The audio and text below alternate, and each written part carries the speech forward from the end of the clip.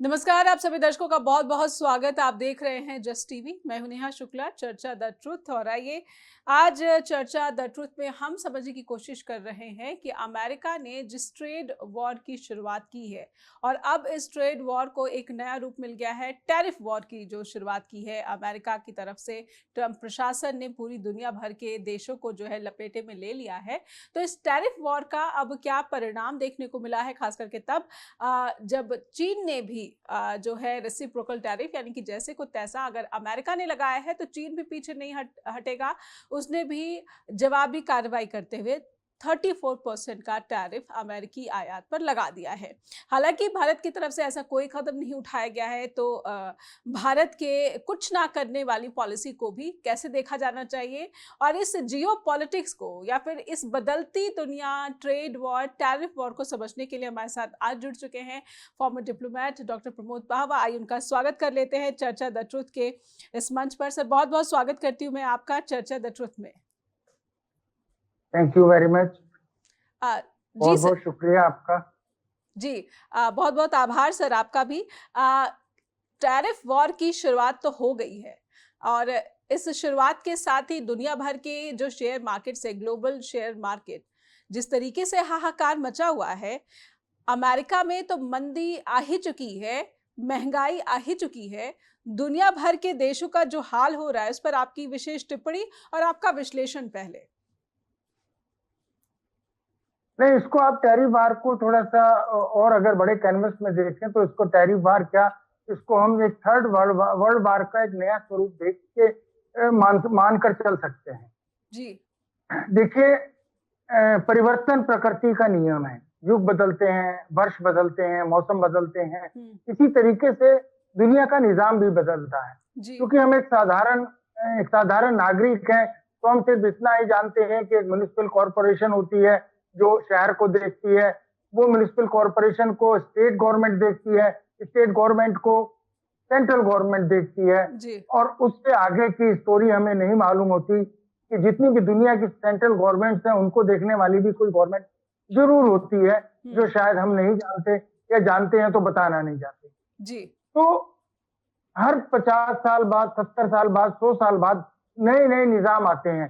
First world war से पहले पूरी दुनिया में सल्तनतें थी, बहुत बड़े बड़े साम्राज्य थे, वो साम्राज्य टूटे, छोटे छोटे देश हुए। सेकंड वर्ल्ड वॉर के बाद यूएनओ बना और एक नया निजाम बना। लोगों को उनकी सरहदों में पासपोर्ट वीजा के साथ उनकी कंट्रीज कैद कर दिया गया। जी। और पूरी दुनिया के अंदर एक निजाम शुरू किया गया जिसको वेस्टमिनिस्टर डेमोक्रेसी कहते हैं ब्रिटेन के। लेकिन 70 साल के एक्सपीरियंस के बाद ऐसा लगा कि वो कामयाब नहीं हुआ, और उसी दौरान जो हमारा आर्थिक साम्राज्य था वो अमेरिका के हाथ में था, लेकिन अमेरिका की और यूरोप की करेंसी के रेट इतने ज्यादा हो गए कि वहां से मैन्युफैक्चरिंग निकल गई। 1951 के बाद किसिंजर ने जब चीन से अपने समझौते और संपर्क किए, संबंध बनाए, तो उन संबंधों में वो चीन को अपनी इंटेलेक्चुअल प्रॉपर्टीज भी देते रहे और सब कुछ इनको टेक्नोलॉजी देते रहे। चीन चुपचाप अपनी लोहे की दीवार के पीछे, चीन की दीवार के पीछे डेवलपमेंट करता रहा, और आज जब वो बहुत बड़ा जायंट बन के खड़ा हो गया है, तो इसको करेक्ट करने के लिए ये जितने भी शेयर बाजार गिर रहे हैं या पूरी दुनिया में मंदी आ रही है, ऐसे ही 1929 में भी आई थी फर्स्ट वर्ल्ड वॉर। तो मैं इसको करेक्शन मानता हूं, और ये वेस्ट पावर अपनी जगह करेक्ट कर रही हैं। अगर डॉलर का रेट कम हो जाएगा तो नेचुरली मैन्युफैक्चरिंग बढ़ेगी, और जो एशिया का इकोनॉमी है, ज्वाइंट है, या जो मैन्युफैक्चरिंग एशिया में हो रही है वो अमेरिका की तरफ डाइवर्ट हो सकती है, ऐसा अमेरिका सोचता है। क्योंकि अमेरिका एक कंज्यूमर स्टेट रहा है, उधार लेता है, घी पीता है, लेकिन धीरे धीरे वो भी चाहते हैं कि उनके डॉलराइजेशन को, उनके डॉलर को और उनकी स्थिति को मजबूती मिले। ब्रिक्स की नई करेंसी के बारे में जो बात चल रही थी, उसको लेकर भी बहुत डर में था, और उसी डर को, उसी सारे निजाम को बदलने के लिए ट्रंप ने कड़वा घूंट उठाया है। अब ये सफल होता है नहीं होता है ये आने वाले टाइम में पता लग जाए। प्रभु सर, आपने कहा कि चीन ने खुद को जो है एक जायंट के रूप में खड़ा कर लिया, इसलिए अमेरिका की तरफ से ये करेक्शन किया जा रहा है। पर ये करेक्शन, इस शब्द का इस्तेमाल सही है, मैं आपसे जरूर समझना चाहूंगी कि ये कैसा करेक्शन है कि इसने सभी को लपेटे में ले लिया। इसमें भारत भी इंक्लूडेड है, इसमें यूरोपीय यूनियन भी इंक्लूडेड है, इसमें वो देश भी इंक्लूडेड है जहाँ पे सिर्फ पेंगुइन्स होते हैं, वहां पे कोई ट्रेड नहीं है। इस तरह की जब बातें निकलती हैं, इस तरह का जब टैरिफ लगाया जाता है, तो ये समझना जरूरी हो जाता है कि how serious is this. Trump प्रशासन की ये जो पॉलिसी है वो कितनी सीरियस है? नहीं, ये तो ट्रम्प की कार्यशैली है कि वो हंसी मजाक में या ज़ोलेंस्की की तरह या एक और हमारे बहुत बड़े नेता हैं उनकी तरह कहते कुछ हैं करते कुछ हैं, लेकिन उनसे जो कराया जा रहा है वो सब वही है जो मैंने बताया। वो कोशिश कर रहे हैं उसको करेक्ट करने की, लेकिन मुझे नहीं लगता कि चीन के सामने आज कोई संभावना ऐसी होगी। चीन के पास और भी बहुत से हथियार हैं, वो अपनी करेंसी को डाउन कर देगा तो उनके टैरिफ की वैल्यू अपने आप ही कम हो जाएगी और फिर पूरी दुनिया की मैन्युफैक्चरिंग आज चीन के अंदर होती है। आज एप्पल फोन चीन में बनता है, इंडिया में असेंबल होता है या बाकी जगह होता है। तो उन लोगों की कोशिश है कि सैमसंग आना बंद हो जाए और वहां पर एप्पल ही बिकने लगे। क्या यही कोशिश में ट्राई कर रहे हैं, लेकिन कितनी सफलता मिलती है कितनी नहीं मिलती है। उनके पास बड़ी चुनौती इस टाइम अपने डॉलर को बचाना है।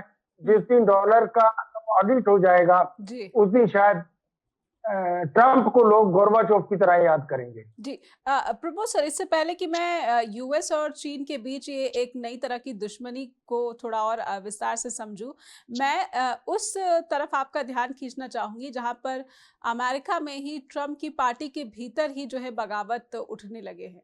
ट्रंप की टैरिफ पॉलिसी को लेकर अब कुछ डेमोक्रेट्स ने भी मोर्चा खोल दिया है, वो भी जो है अपना विरोध जो है दर्ज करा रहे हैं।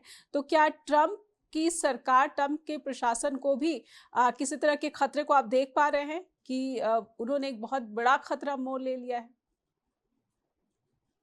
नहीं, मुझे ऐसा नहीं लगता, क्योंकि एजेंडा जैसे मैंने इनिशियल शुरुआत में कहा था, सरकारों के ऊपर भी कोई सरकार होती है जी। और अगर वो सरकार नहीं होती या वो शक्तियां नहीं होती तो वो ट्रंप को जीतने ही नहीं देती। अगर ट्रंप को प्लांट किया गया है, मैं इसको दोबारा से बोलूंगा और दोबारा से इसको रिपीट करूंगा कि जिन नेताओं को प्लांट किया गया है वो इसीलिए प्लांट किया जाता है कि वो उनकी नीतियों को और उनके फॉर्मूले को लागू करें। चाहे ट्रंप को इसीलिए सरकार में लाया गया है और ट्रंप 2030 एजेंडे को लेकर हर हालत में 2025 और 2026 के अंदर अंदर ये सब लागू कर देगा। अब वो कहाँ तक सब होता है वो अलग बात है। ये आपकी बात ठीक है कि सीनेट में कनाडा के विरुद्ध लगाए गए प्रतिबंधों को और उसके अगेंस्ट जो टैरिफ है उसको निरस्त कर दिया है, लेकिन पीछे वहां की जो ट्रेड लॉबी है, जो वहां की मैन्युफैक्चरिंग लॉबी है, उसके अपने हित जुड़े हुए हैं। कनाडा के साथ पार्ट जो आते थे इनके कारों के, उनमें इतना ज्यादा लग जाता था कि अल्टीमेटली वो उनको रिलीफ देना ही था। लेकिन अगर ऐसी बात थी तो उन्होंने भारत, चीन और बाकी जो देश हैं उनके विरुद्ध कोई प्रतिबंध क्यों नहीं लगाया। और सबसे हैरानी वाली बात है कि पेंगुइन के ऊपर तो उन्होंने लगा दिया टैरिफ, लेकिन रूस पे नहीं लगाया। आपने इस चीज को ध्यान नहीं दिया। इजराइल पर भी नहीं लगाया, ना इजराइल पे लगाया ना रूस पे लगाया। जी इजराइल पे लगाया। जी इजराइल और रूस दोनों को वो क्या अपने क्लोज एसोसिएट्स के रूप में देख रहे हैं, इससे ये पता चलता है। देखिए, डिप्लोमेसी में और इंटरनेशनल रिलेशंस में कोई दोस्त और कोई दुश्मन नहीं होता, सबके अपने हित होते हैं और युद्ध चलते रहते हैं, फिर भी व्यापार बंद नहीं होता। रशिया और यूक्रेन का युद्ध था लेकिन गेहूं की आवाजाही चालू थी। ऐसे ही भारत और पाकिस्तान था, कारगिल था, लेकिन हम लोग पाकिस्तान को तब भी चीनी बेच रहे थे और उनसे एग्रीमेंट कर रहे थे। तो चीन को और चीन के आयात को बंद करना अमेरिका के लिए संभव नहीं है। और इस दौरान में दो दिन पहले मार्क कैरी का, आप जो कनाडा के प्राइम मिनिस्टर हैं, आप उनका स्टेटमेंट पर अगर ध्यान दें तो उन्होंने कहा है कि अगर अमेरिका वर्ल्ड को लीड नहीं करता तो कनाडा उसको लीड करने के लिए तैयार है। और हम एक नया ग्रुप बना रहे हैं, हम एक नई एक पावर पॉइंट बना रहे हैं कि वह उस डॉलर से हम पूरे वर्ल्ड को चलाएंगे, या पूरे वर्ल्ड की इकोनॉमी को हम करेंगे। उसके लिए हम दूसरे देशों में भी अपना निर्यात देखेंगे और दूसरे देशों से भी अपने व्यापारिक संबंध बनाएंगे। जी प्रमोद सर, एक छोटे से ब्रेक का इशारा हो रहा है, एक ब्रेक लेंगे, उसके बाद जब लौटते हैं तो इस बातचीत को थोड़ा और गहराई तक समझने की कोशिश करते हैं कि ट्रंप के प्रशासन के फैसले को लेकर जो विरोध या चिंताएं जताई जा रही हैं, लेकिन डॉक्टर प्रमोद पावा का कहना है कि ये एक करेक्शन कोर्स है। अगर ये करेक्शन है तो दुनिया को इस करेक्शन से उबरने में, क्योंकि ग्लोबल शेयर मार्केट का तो बुरा हाल है, भारत के भी जो शेयर मार्केट है उसमें आप मंदी और बिकवाली का हाल देख ही रहे हैं। एक ब्रेक लेते हैं, ब्रेक के बाद लौटेंगे और इसको समझने की कोशिश आगे बढ़ाएंगे।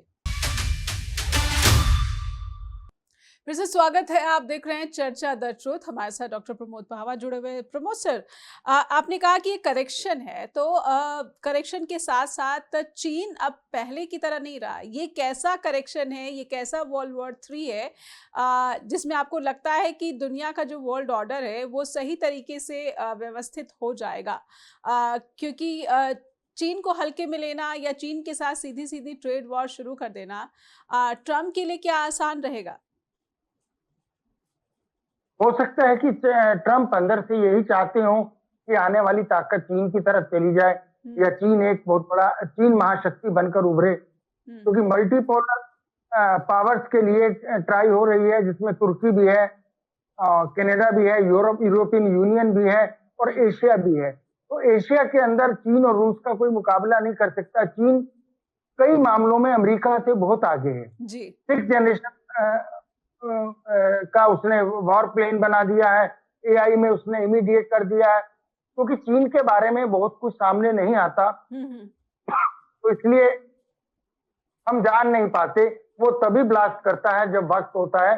अभी आप देखें कि स्विफ्ट के सामने चीन ने अपना यूपीआई सिस्टम शुरू किया है, जिसमें युआन में आप पूरी दुनिया में कहीं भी मनी ट्रांसफर कर सकते हैं, जो आज बैंकिंग के थ्रू आती है तो 3 से 4 दिन लगते हैं जी। और उसके हमारे पास 22 से 23% की कट लग जाती है, लेकिन चीन ने वो फ्री ऑफ कॉस्ट प्रोवाइड कराया है। तो इस तरीके हो सकता है कि चीन की अपनी कोई सब रणनीतियां बन गई हों और वो कहीं ना कहीं इस कंडीशन में आ गया हो कि वो अमेरिका को भी मात दे दे, क्योंकि सोने जहां तक गोल्ड का जहां तक कलेक्शन की बात है या गोल्ड सोने के खजाने की बात है, तो आज चीन के पास 3-5 साल से हम देख रहे हैं कि चीन और रूस जितना मार्केट में अवेलेबल है, मैक्सिमम गोल्ड अपने अंदर खरीद रहे हैं जी।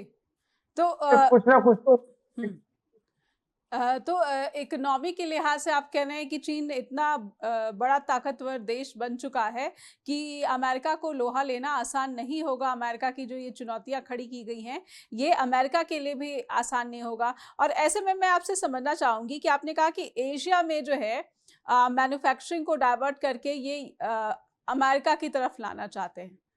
तो जब एशिया कॉन्टिनेंट के साथ इस तरह की पॉलिसी दिखाई जा रही है, ये भारत के कितना हितैषी दिख रहा है?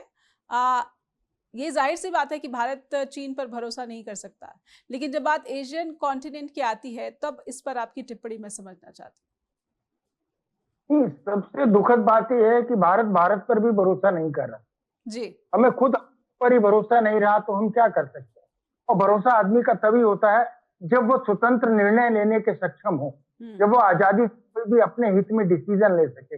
अगर हम दूसरे के ऊपर डिपेंडेंट होकर और कभी इसकी और कभी उसके चौखट पर सलाम बजाएंगे तो हम कहीं के भी नहीं रहेंगे।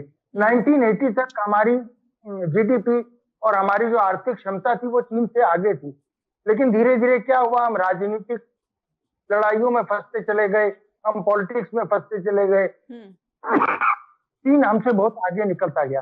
वरना ऐसा क्या है जो हमारे पास है और चीन के पास नहीं है, या जो चीन के पास है और हमारे पास नहीं है?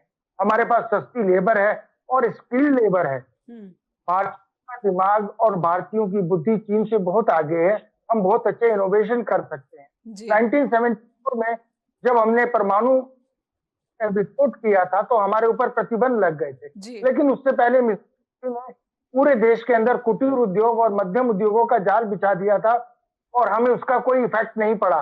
लेकिन नोटबंदी और तालाबंदी के बाद अनफॉर्चुनेटली हमारे ये दोनों ही सेक्टर खत्म हो गए। आज हमारे पास कुटीर उद्योग भी नहीं रहा, आज हमारे पास एमएसएमई भी नहीं रही। जी। तो हाँ, आकर हमें तकलीफ होती है। अगर हम उसको और डेवलप करते, हम और अच्छे बनाते और अच्छे हम मशीनरी बनाते, तो शायद चीन हमारे से भी पीछे होता। चीन हमसे कोई बहुत बड़ा नहीं है और कोई खास बात नहीं है।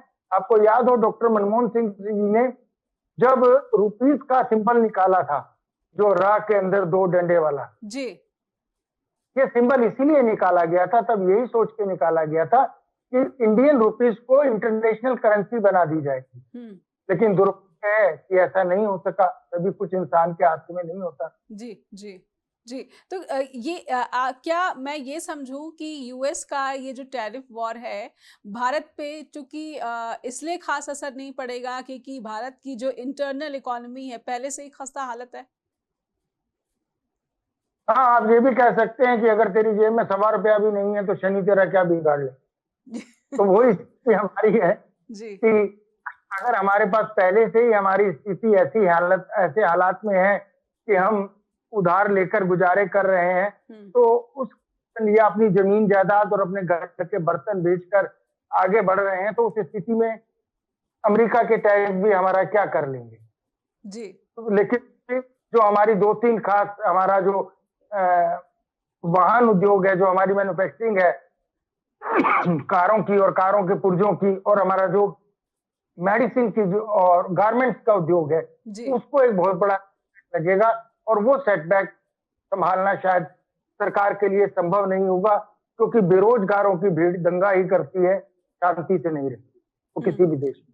बिल्कुल, आपने एक बड़ी टिप्पणी की है कि आने वाले दिनों में भारत के भीतर हिंसक घटनाएं शायद इससे बढ़ जाए, इस तरह की आशंका आप जता रहे हैं, क्योंकि घरेलू राजनीति में भी इस तरह की बातें या फिर इस तरह के जो है विषय निकल कर आ रहे हैं, जहां पर एक दूसरे के दुश्मनी के प्रति या फिर दुर्भावना के प्रति हिंसक होते हुए युवाओं को देखा जा रहा है। खैर, डोमेस्टिक पॉलिटिक्स पर ना जाकर मैं जियो पॉलिटिक्स पर आपसे समझना चाहती हूँ प्रमोद सर।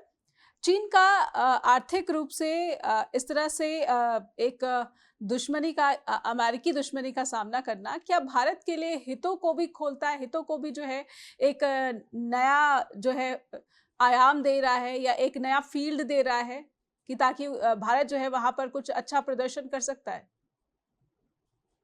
मुझे ऐसी संभावना नहीं लगती, और अगर ऐसा है तो कम से कम उत्तर भारत में ऐसा पॉसिबल नहीं है, क्योंकि बाहरी निवेश वहीं आता है जहां शांति हो और स्थिरता हो। जी। ये हमारे साथ भाग्य है कि हमारे यहाँ हर दूसरे दिन कोई ना कोई विवाद खड़ा हो जाता है।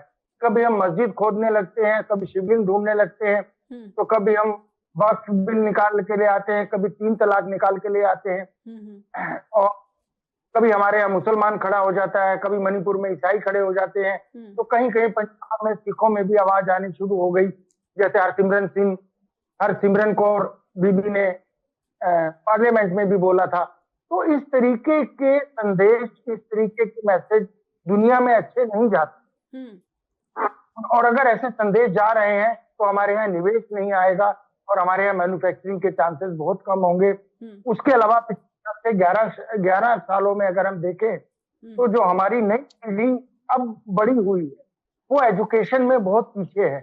कम से कम हम मान सकते हैं कि हमारी पीढ़ी से बहुत पीछे है। हमारे जमाने में जो हमारे साथ के बच्चे थे वो आईएएस, पीसीएस, डॉक्टर या इंजीनियर बनना चाहते थे। आज अगर आप किसी से बात करें ग्रामीण क्षेत्र से, मैं जो 10,000 20,000 रुपए महीना पब्लिक स्कूल वाले हैं उनको नहीं कह रहा हूँ जी, तो वो बच्चे ज्यादा दरोगा बनने की बात करते हैं, सिपाही बनने की बात करते हैं, फौज में जाने की और फौज में हवलदार बनने की बात करते हैं जी। तो हम लोगों ने तो हम लोग ऐसी सोच डेवलप कर दी है जो हमारे यहाँ अनस्किल्ड लेबर और सस्ते गुलाम पैदा कर रही है।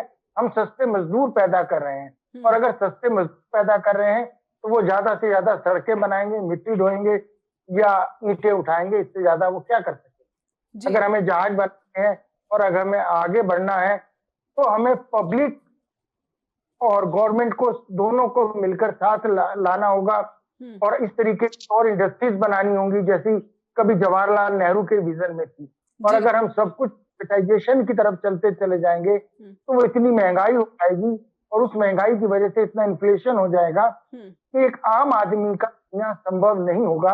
आज हम पर कैपिटा इनकम में बहुत नीचे चले गए हैं जी। तो ये पर कैपिटा इनकम जो है, इसमें आप आने वाले दिनों में, कुछ महीनों में या 1-2 सालों के भीतर आप थोड़ा सा जो है उम्मीद बांध रहे हैं कि हम थोड़ा अच्छा प्रदर्शन कर सकते हैं, क्योंकि हमारी जो खपत है, हमारा जो कंज्यूमर है, इनवर्ड जो हमारी इकोनॉमी है, ये इसका फायदा भारत को पहुंच सकता है। लेकिन इसके साथ ही चिंता आ जाती है एग्रीकल्चर सेक्टर की। एक छोटे से ब्रेक का इशारा हो रहा है, एक ब्रेक के लिए रुकूंगी डॉक्टर प्रमोद पावा जी, और ब्रेक के बाद जब लौटेंगे तो इसको समझने की कोशिश करेंगे कि एशिया कॉन्टिनेंट में अगर चीन को ज्यादा प्रभावित करने की कोशिश अमेरिका कर रहा है तो भारत इसका कितना लाभ उठा सकता है। और मौजूदा वक्त में, क्योंकि डेमोग्राफिक डिविडेंड की भी बात लंबे अरसे से हो रही है भारत की आबादी को लेकर, तो क्या भारत इसके प्रति भी अपनी पॉलिसी को रिफॉर्म करता, शेप देता हुआ नजर आ रहा है। एक ब्रेक के बाद लौटते हैं। फिर से स्वागत है आपका। आप देख रहे हैं चर्चा द ट्रुथ। डॉक्टर प्रमोद पावा हमारे साथ जुड़े। प्रमोद सर, अमेरिका और चीन की दुश्मनी में भारत का फायदा हो सकता है और भारत के पास संसाधनों की कमी नहीं है, जैसा कि आपने युवाओं का जिक्र किया, लेकिन युवाओं की जो एस्पिरेशन है, जो सपने हैं, उसके बारे में जो जानकारी दी है या फिर अपनी ऑब्जर्वेशन दी है, ये तो भारत के लिए चिंता को और बढ़ा रही है, बल्कि और गंभीर बना रही है। प्रमोद सर, नहीं, ये बिटर ट्रूथ है। और अगर अपने सराउंडिंग में किसी बच्चे से बात करेंगे तो वो भी यही बताएगा। और जो पब्लिक और महंगे स्कूलों में पढ़ने वाले बच्चे हैं तो वो उनका भी एम्बिशन ज्यादा यही होता है कि वो कहीं अच्छी में कंप्यूटर इंजीनियर बन जाए या सॉफ्टवेयर इंजीनियर बन जाए। कोई भी फौज में बनना चाहता, कोई भी IAS PCS नहीं बनना चाहता। तो हमने एक चेंज कर दिया है।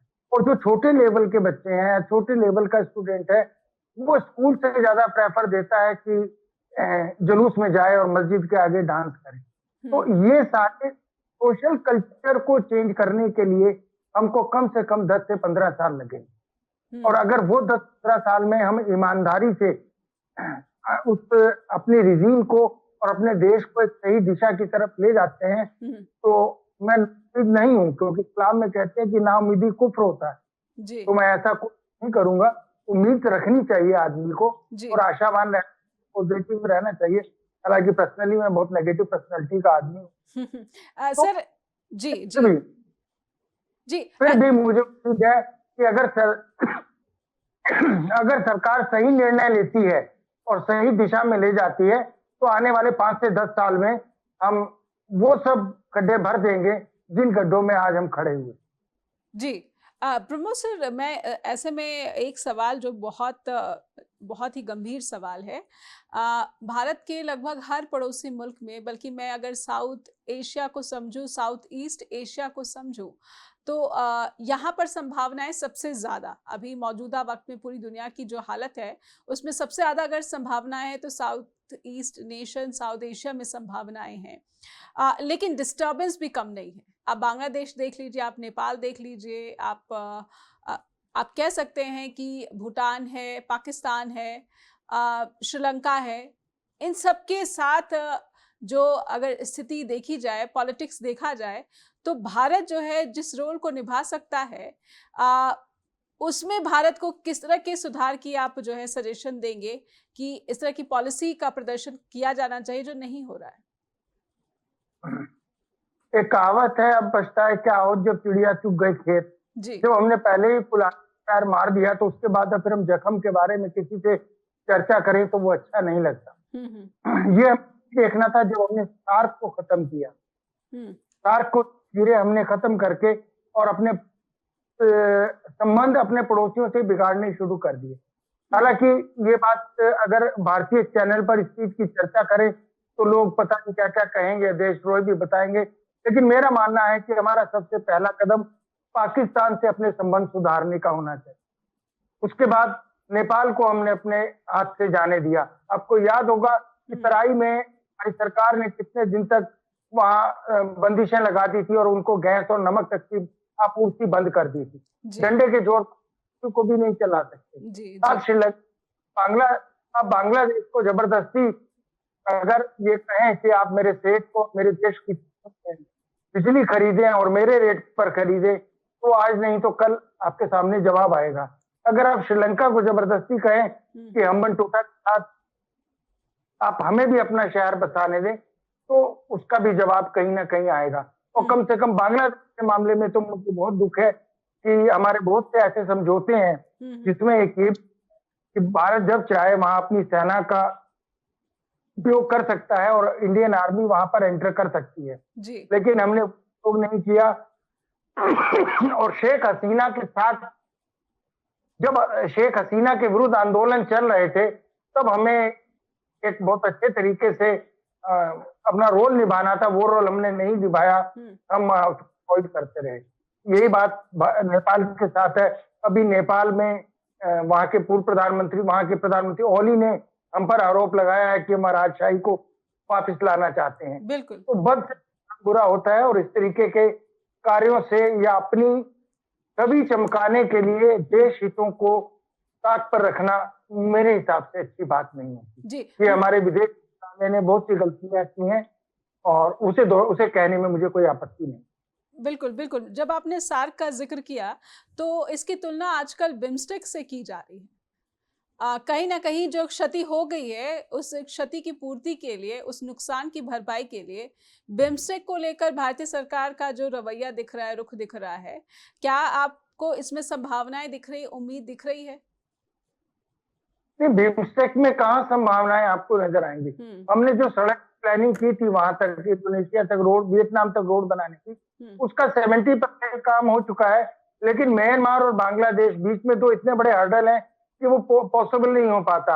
और म्यांमार में कभी शांति आ जाएगी इसकी संभावना दूर तक नहीं है। फिर बिम्स्टेक जितनी भी कंट्रीज हैं साउथ ईस्ट एशिया की, वहां पर चीन का इतना प्रभुत्व है कि चीन कभी भी हमारी लीडरशिप को या हमारे प्रभुत्व को ना स्वीकार करेगा ना करने देगा। तो संबंध नहीं बिगाड़ने चाहिए, प्रयास रखने, लेकिन मेरे हिसाब से ये जरूरत से ज्यादा की हम एक्सरसाइज कर रहे हैं। हमें उसकी जगह जो हमारे सार्क और अपने सराउंडिंग के देश हैं, हमें उन पर ज्यादा ध्यान देना चाहिए। हमें पाकिस्तान, बांग्लादेश, अफगानिस्तान से तो हम संबंध बना रहे हैं, नेपाल और श्रीलंका से अपने संबंध सुधारने चाहिए। ये हमारे लिए स्ट्रेटेजिक पॉइंट ऑफ व्यू से ज्यादा अहम है और बहुत अहम है। जी, आपने सही कहा, लेकिन जब बात अभी दोबारा से टैरिफ वॉर की आती है, तो चाइना और भारत दोनों को एक दूसरे की शायद मौजूदा वक्त में सबसे बड़ी ज़रूरत है। इंडिया दुनिया की सबसे बड़ी जो है एक मंडी कह लीजिए, बाजार है, जहां पर हर कोई अपना प्रोडक्ट बेचना चाहता है। चीन भी बेचना चाहता है और भारत को भी जो है, अगर अमेरिका में टैरिफ जो लग चुका है भारत के इंपोर्ट्स पर, भारत को भी एक जो है खरीदार चाहिए।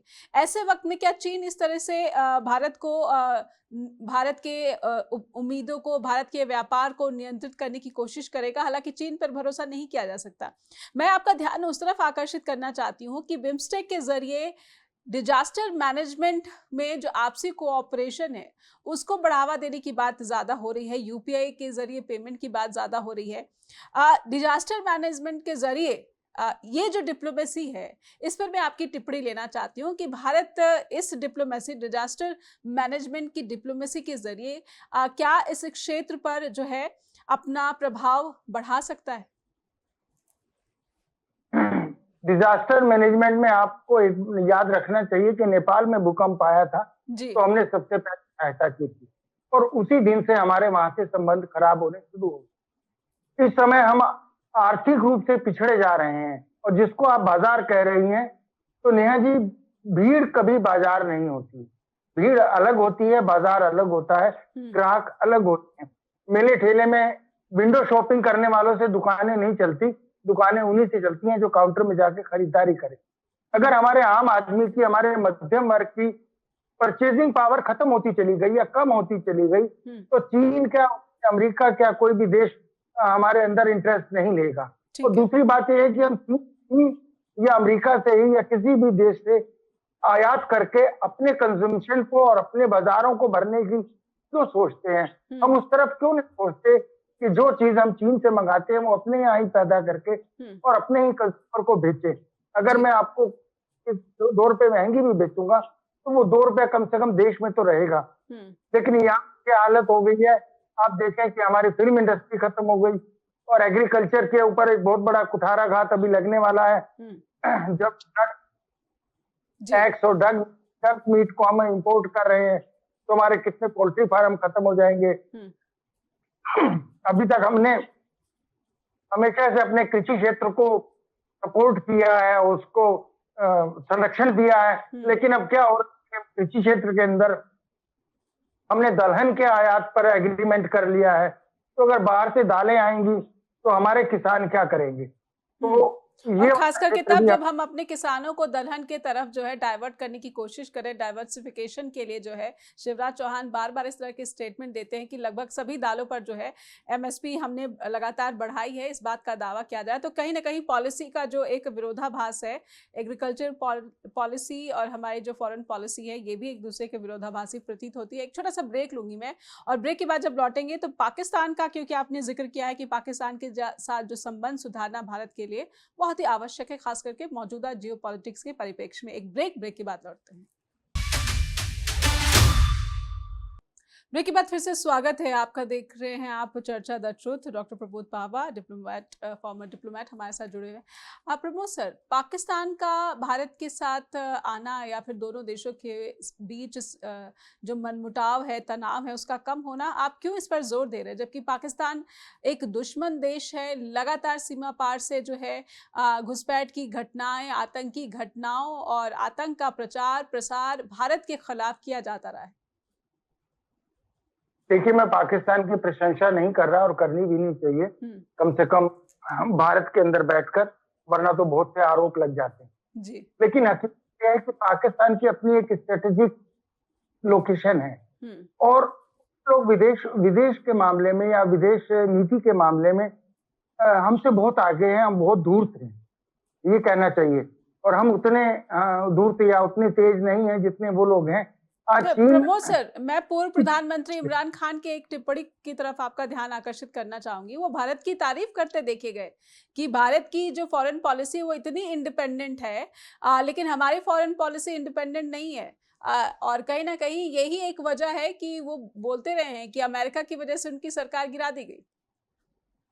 हाँ, नहीं, ये फैक्ट है जी। लेकिन अगर हमें अमेरिका से और बाकी देशों के साथ अच्छे संबंध बनाने हैं तो उसका एक रास्ता पाकिस्तान होकर जाता है। आज चीन की जो स्थिति है और किसिंजर और चीन के बीच में जो एग्रीमेंट हुआ था उसमें पाकिस्तान का बहुत बड़ा हाथ था। आज सऊदी अरब और ईरान के बीच में जो समझौता हुआ है उसमें भी पाकिस्तान का बहुत बड़ा हाथ था।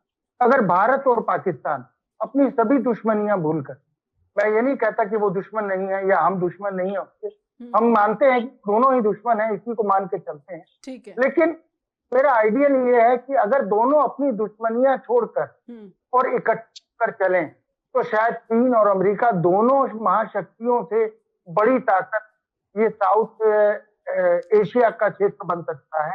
हमारे पास वो है जो दुनिया में किसी के पास भी नहीं है। आज ओमान ही जैसे देश अगर बीच में मध्यस्थता कर रहे हैं बड़े बड़े कॉन्फ्लिक्ट के अंदर, चाहे वो गाजा का हो चाहे वो तालिबान का हो, ये सारी कंडीशंस और ये इस पोस्ट पर कम से कम भारत को होना चाहिए था। यूक्रेन और रूस बीच में मध्यस्थता भारत को करनी चाहिए थी और बाकी विश्व के अंदर तभी हम सही से विश्व गुरु बन जाते।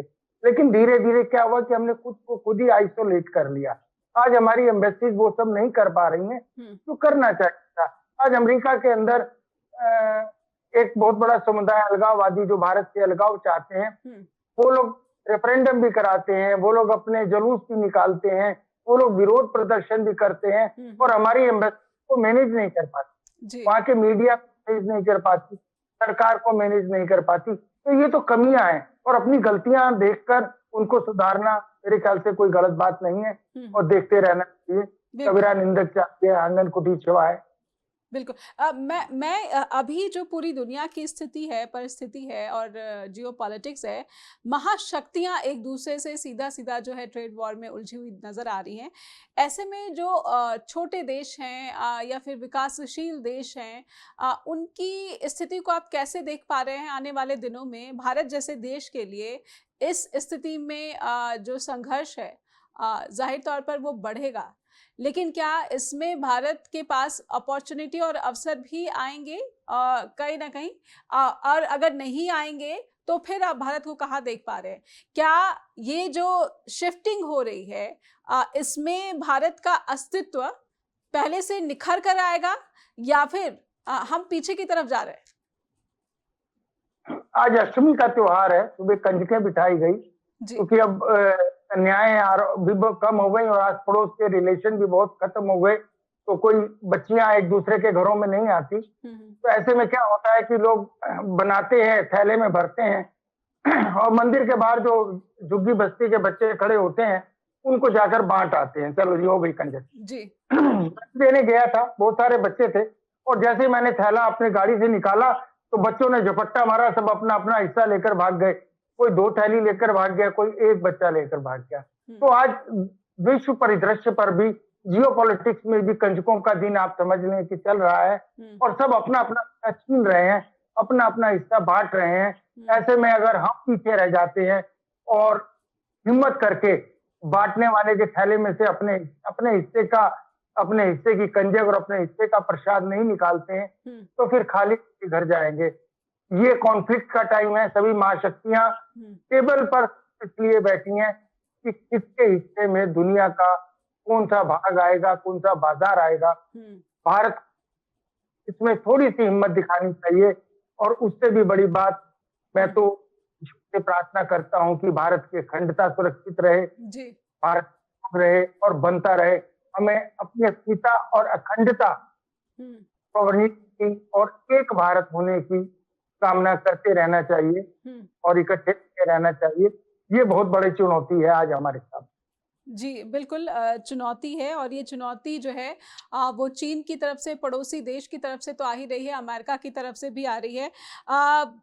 मैं भारत के लिए एक ऐसी टिप्पणी भी आपसे ज़रूर समझना चाहती हूँ जिसमें क्या भारत की जो है वर्ल्ड लीडर की इमेज जो है तथाकथित तौर पर ये भारत के भीतर से ही निकलती है, ना कि भारत जिन देशों में हमारे प्रधानमंत्री जाते हैं वहाँ से ये स्वर जब सुनाई देते हैं, तो ये एक सच्चाई है। शायद मैं अपनी बात आप तक सही तरीके से पहुँचा पा रही हूँ कि अगर वाकई हकीकत में वर्ल्ड लीडर बनना है तो भारत को अपने घर को ही सुधारने की सबसे पहले दरकार है, ना कि अन्य देशों के साथ जो संबंध है उसको बहुत ज़्यादा प्रमुखता या फिर उसको बहुत ज़्यादा लाइमलाइट देने की ज़रूरत है।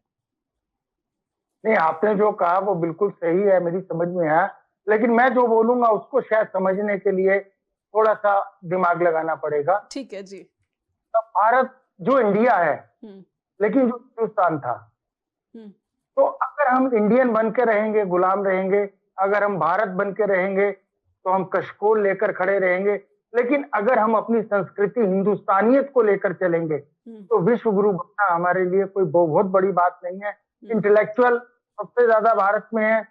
हमारी जो चीज है या जो लोग विदेशों में काम करते हैं, अब 4-6 साल से तो मुझे पता नहीं, लेकिन कम से कम 10 साल पहले तक तो मैं ये गारंटी से कह सकता था कि भारत से ज्यादा रहीन दिमाग पूरी दुनिया में किसी डिप्लोमेट का नहीं हो जी। और सब इन प्रशिक्षण हमारे जो विदेशी एजेंसी है उसको दिया जाता है। जी। हम विश्व गुरु बन सकते हैं, लेकिन उसके लिए हमें अपनी हिंदुस्तानियत को अपनाना होगा। वो हिंदुस्तान जिसमें गुलाब भी है, चमेली भी है, चंपा भी है, गेंदा भी है और सभी तरीके के फूल हैं। जी। अगर हम एक ही रंग, एक ही भाषा, एक ही संस्कृति, एक ही खान पान और एक से कपड़े लेकर और एक ही धर्म को लेकर चलने लगेंगे तो ये भारत बिखर जाएगा। जी। अगर समझ में आ सके तो बहुत अच्छा नहीं, रहेगा। बिल्कुल। एक जो है विभाजित भारत शायद दुनिया की जो चुनौतियाँ अभी मौजूदा वक़्त में हैं, इसके सामने एकजुट होकर जो है संघर्ष नहीं कर पाएगा, जिसकी आप आशंका जता रहे हैं। उम्मीद करती हूँ कि हमारे दर्शकों तक भी ये बात स्पष्ट तरीके से पहुँच पाई होगी। डॉक्टर प्रमोद सर, बहुत-बहुत धन्यवाद, आपका समय निकाला आपने और इस मंच पर आए, इसलिए आपका आभार। और अब दर्शकों से एक अनुरोध करना चाहती हूँ कि क्या आप भी ये इस बात से सहमत हैं कि भारत के भीतर जिस तरीके से विभाजनकारी बातें या फिर राजनीति हो रही हैं, ये मौजूदा दुनिया की चुनौतियों का सामना कर पाने में असमर्थ होंगी? कहीं न कहीं भारत को भीतर से एकजुट होना होगा, तभी ये दुनिया की आर्थिक चुनौती हो या फिर सुरक्षा संबंधी चुनौती हो या फिर तकनीक संबंधी चुनौती ही क्यों ना हो, इसका लोहा ले पाएगा भारत। बहुत-बहुत धन्यवाद। अपना फीडबैक हमें ईमेल के रूप में भेजें info@justbroadcasting.com या फिर neha@justbroadcasting.com पर भी जुड़े रहिए जस्ट टीवी के साथ। नमस्कार।